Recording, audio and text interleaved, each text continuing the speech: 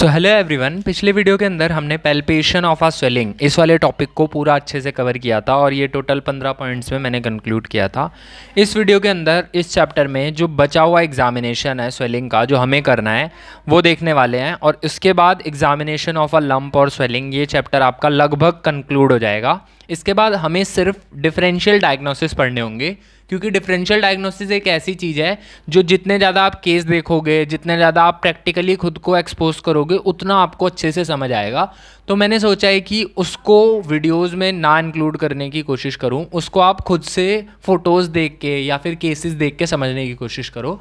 तो ये चैप्टर आज कंक्लूड होने वाला है, हम सिर्फ इसे एग्ज़ाम पॉइंट ऑफ व्यू से देखने वाले हैं और जितना भी पार्ट हमें सीखना था बुक से वो हम इससे सीखेंगे, बाकी जो है वो क्लिनिकल एक्सपोजर से आएगा। तो इसी के साथ शुरू करते हैं। इस वीडियो के अंदर हम बात करने वाले हैं कि हमें पैल्पेशन के बाद क्या क्या देखना है स्वेलिंग के अंदर और फिर कौन कौन सी इन्वेस्टिगेशन करवानी है अगर कोई भी स्वेलिंग का केस हमारे पास आता है। तो इसको ही कंटिन्यू करते हैं।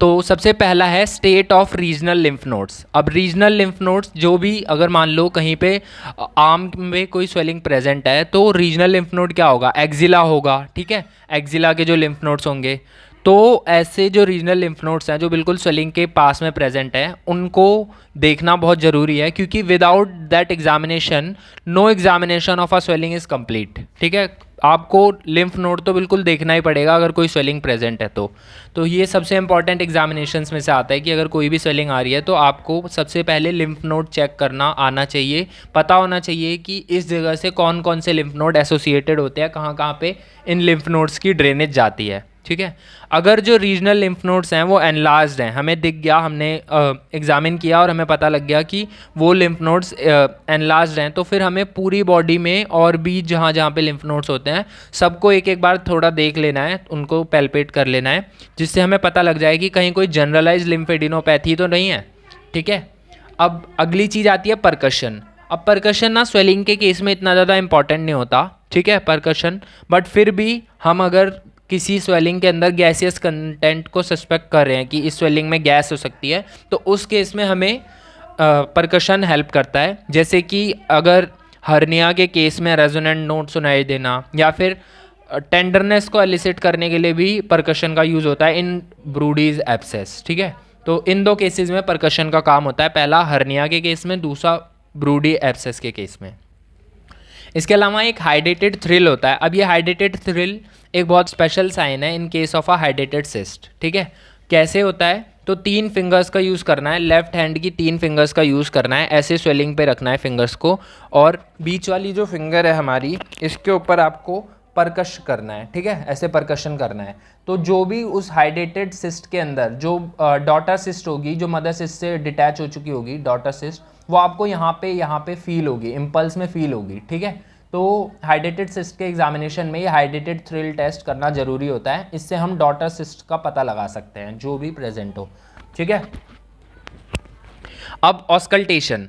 ऑस्कल्टेशन हमें उन स्वेलिंग्स का सबसे ज़रूर करना है जो पल्सेटाइल स्वेलिंग है। ठीक है, जिनके अंदर हमें पल्सेशन फील होती है, तो उनका ऑस्कल्टेशन करना है और देखना है कि कहीं कोई मरमर या कोई ब्रूड प्रेजेंट तो नहीं है। ठीक है, जैसे कि मशीनरी मरमर सुनाई देता है इन केस ऑफ एन्यूरिज्मल वेरिक्स। अब मेजरमेंट के अंदर हमें सबसे पहले तो ये देखना है कि स्वेलिंग का साइज़ कहीं बढ़ तो नहीं रहा। अगर साइज़ बढ़ रहा है तो फिर ऐसा हो सकता है कि वो कोई मैलिग्नेंसी की तरफ जा रहा हो, तो स्वेलिंग का मेजरमेंट करते रहना बहुत ज़रूरी है। या फिर हमें ये भी देखना है कि कहीं कोई लिम्ब की वेस्टिंग तो नहीं हो रही, तो इसका मतलब हो सकता है कि वो किसी नर्व पे कंप्रेस कर रहा है, जिसकी वजह से वेस्टिंग ऑफ लिम्ब हमें देखने को मिल रही है। अब जो लास्ट चीज़ हमें देखनी है वो है मूवमेंट। मूवमेंट किसकी देखनी है, of the near by joint. Near by joint की मूवमेंट किस लिए देखनी है कि अगर जॉइंट इन्वॉल्व होगा तो उसके जो मूवमेंट है उसमें इम्पेयरमेंट देखने को मिलेगा, वहाँ पे मूवमेंट अफेक्ट हो सकता है। अब इसके बाद हमें करना है एग्जामिनेशन फॉर प्रेशर इफेक्ट्स। अब प्रेशर इफेक्ट्स का एग्जामिनेशन कैसे करना है, तो हमें आर्टीरियल पल्स को देखना है। आर्टीरियल पल्स जो कि डिस्टल टू द स्वेलिंग है, मतलब अगर स्वेलिंग यहाँ पे प्रेजेंट है तो इसके आगे यहाँ पे आ रहा है ना, अगर स्वेलिंग क्यूबाइटल फोसा पे प्रेजेंट है तो हमें रिस्ट की आर्टीरियल पल्स को चेक करना है। अगर आर्टीरियल पल्स फीबल है तो इसका मतलब है कि हो सकता है कि वहाँ पे आर्टरी कंप्रेस हो रही हो, जिसकी वजह से आर्टीरियल पल्स नहीं आ रही। ठीक है, अब नर्व अगर प्रेस हो रही है तो क्या हो सकता है कि वेस्टिंग हो सकती है या पैरालिसिस हो सकता है लिम्ब का। और साथ में प्रेशर ऑन सबजेसेंट बोन, मतलब अगर बोन पे प्रेशर आ रहा है तो उसकी वजह से बोन का इरोजन हो सकता है, जैसा हमें देखने को मिलता है कई केसेस में अगर स्कल के ऊपर कोई एनेरिज्म प्रेजेंट होता है या फिर डर्मोइड सिस्ट प्रेजेंट होती है। आप कौन कौन सी स्पेशल इन्वेस्टिगेशन करानी है वो देख लेते हैं कि अगर कोई स्वेलिंग का केस आएगा तो आपको कौन कौन सी स्पेशल इन्वेस्टिगेशंस करानी है। तो सबसे पहले सीबीसी और ईएसआर तो आपको कराना ही है। सीबीसी और ईएसआर से हमें पता लग जाएगा एक नेचर की स्वेलिंग कहाँ से ओरिजिनेट कर रही है, क्या उसके पीछे कॉज है। जैसे इन्फ्लेमेटरी स्वेलिंग्स के अंदर हमें ब्लड पिक्चर में ल्यूकोसाइटोसिस देखने को मिलेगा, और कोई मैलिग्नेंट और क्रॉनिक इन्फ्लेमेटरी स्वेलिंग होगी तो हमें ईएसआर बढ़ा हुआ देखने को मिलेगा या फिर हीमोग्लोबिन कम देखने को मिलेगा, मतलब एनीमिया देखने को मिलेगा अगर मैलिग्नेंट और क्रॉनिक इन्फ्लेमेटरी स्वेलिंग है। अगर किसी को बार बार एब्सेस हो रहे हैं या कार्बंकल्स हो रहे हैं तो उनके अंदर हमें ब्लड शुगर का लेवल भी चेक करवाना है, क्योंकि ब्लड शुगर के लेवल से हमें पता लग जाएगा कि कहीं ये पर्सन डायबिटिक तो नहीं है। अगर सिफिलिस का केस है तो हमें WR या कान टेस्ट करवा के देखना है, ठीक है। हो सकता है जो स्वेलिंग्स आ रही हों वो सिफिलिस की वजह से आ रही हों। अब इसके बाद यूरिन का एस्टिमेशन करवाना है। यूरिन के एस्टिमेशन में हमें पता लग जाएगा कि शुगर कितना है पेशेंट का, कहीं वो डायबिटिक तो नहीं है।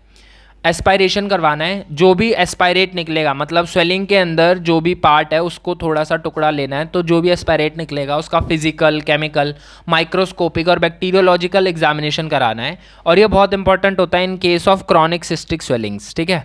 In case of chronic cystic swellings aspiration बहुत इंपॉर्टेंट है। इसके अलावा FNAC या फिर FNAB, fine needle aspiration cytology या फिर फाइन नीडल एस्पायरेशन बायोप्सी, ये बहुत इंपॉर्टेंट है। इसमें जो नीडल यूज़ होती है वो 22 to 23 गॉज की होती है, और इसमें क्या करते हैं कि एक फाइन नीडल से थोड़ा सा टिश्यू का एस्पिरेट ले लिया जाता है जहाँ पे भी स्वेलिंग प्रेजेंट होती है, और उसको फिर माइक्रोस्कोपिकली, बैक्टीरियोलॉजिकली, फिजिकली, केमिकली एग्जामिन किया जाता है लैब्स के अंदर। और एक्सफोलिएटिव साइटोलॉजी वैसे तो ये कम यूज़फुल होती है स्वेलिंग्स के केस में, बट अगर कोई GI ट्यूमर है या रेस्पिरेटरी ट्यूमर है जिसके अंदर हॉलो विसरा के अंदर जो ट्यूमर सेल्स है वो शेड हो रहे हैं, तो उसमें हम एक्सफोलिएटिव साइटोलॉजी कर सकते हैं, और ये हमें पता लग जाएगा कि स्वेलिंग जो है कहीं वो कोई मैलिग्नेंट ग्रोथ तो नहीं है। इसके अलावा एक्सरे जो है ये हमें बेसिकली कब करवाना है, तो एक्सरे हमें बता सकता है अगर कोई स्वेलिंग बोन के ऊपर प्रेजेंट है उसको, या फिर चेस्ट एक्सरे करवाना है अगर पल्मोनरी मेटास्टेसिस हमें देखना है किसी भी मैलिग्नेंट ग्रोथ का, ठीक है।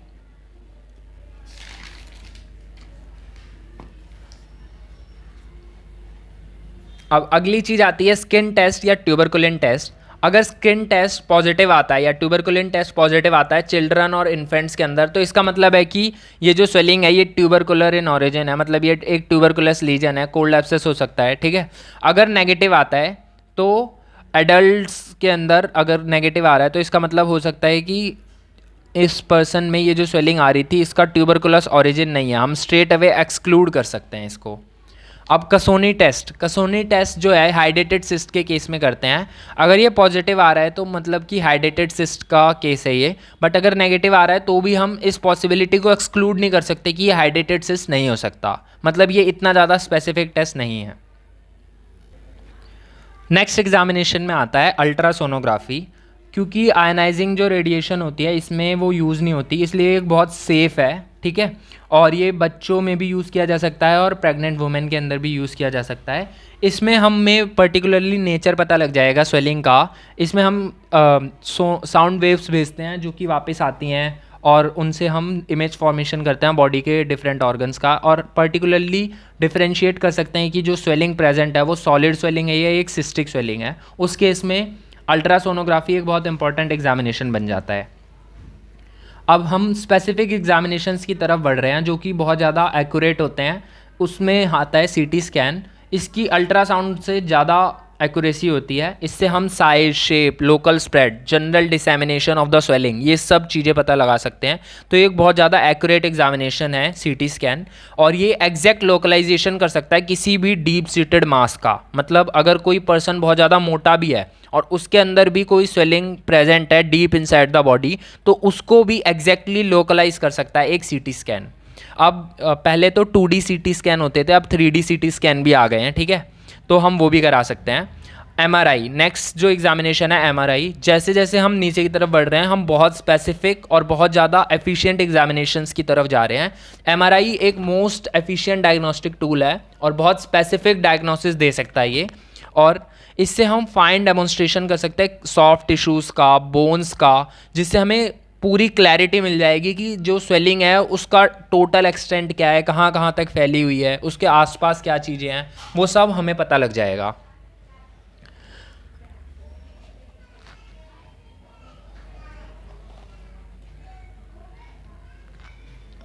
अब नेक्स्ट जो एग्जामिनेशन आता है वो आता है एंजियोग्राफी। एंजियोग्राफी सारी ही एन्यूरिज्मल स्वेलिंग्स के लिए हम करते हैं और ये डिफ्रेंशिएट कर सकते हैं एक सिस्ट और एक ट्यूमर के बीच में। अगर कोई मैलिग्नेंट ट्यूमर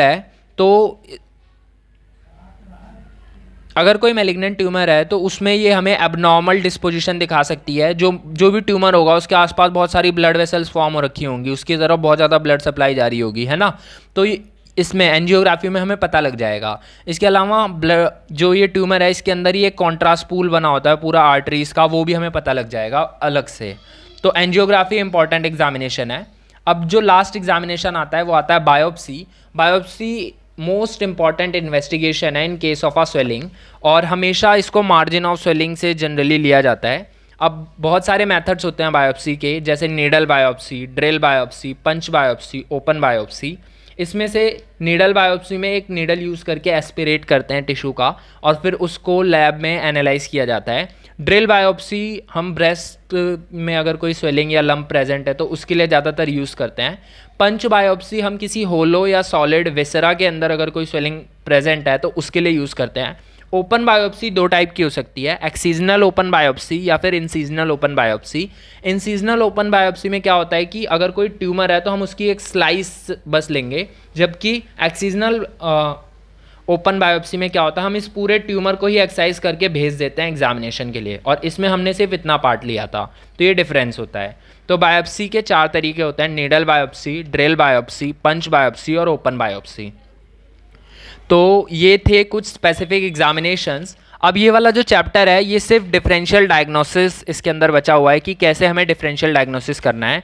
तो अगर मेरे को नीड लगेगी और आप लोगों के ओपिनियंस रहेंगे तो मैं डिफरेंशियल डायग्नोसिस के ऊपर भी एक वीडियो पूरी बना दूंगा, बट मुझे लगता है कि यहाँ पे ये चैप्टर कंक्लूड कर देना चाहिए। और डिफरेंशियल डायग्नोसिस में आपको खुद से चीज़ों को पढ़ के और उनको क्लिनिकली देख के अच्छे से समझ आएगा कि कैसे आप एक स्वेलिंग को दूसरी स्वेलिंग से डिफरेंशिएट कर सकते हो, एक लाइपोमा क्या होता है और एक सिस्ट क्या होता है, इन दोनों के बीच में आप तभी अच्छे से डिफरेंशिएट कर पाओगे जब आप खुद उसको क्लिनिकली देखोगे।